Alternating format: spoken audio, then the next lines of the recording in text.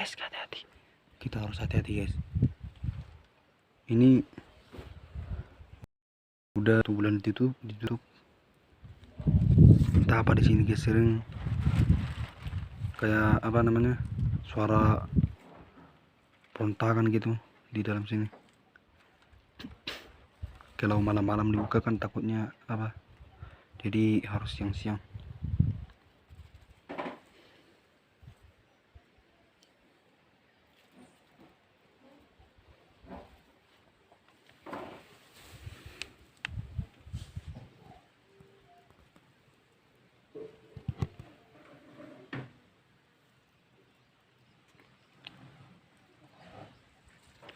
Kita harus hati-hati guys.